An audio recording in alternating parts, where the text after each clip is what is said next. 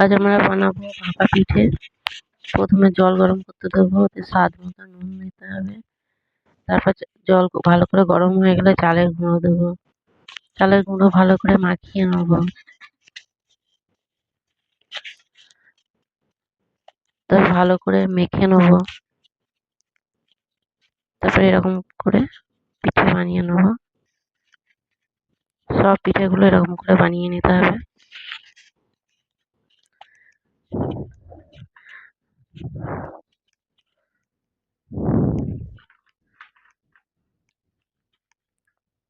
সব সব বানানো হয়ে গেছে।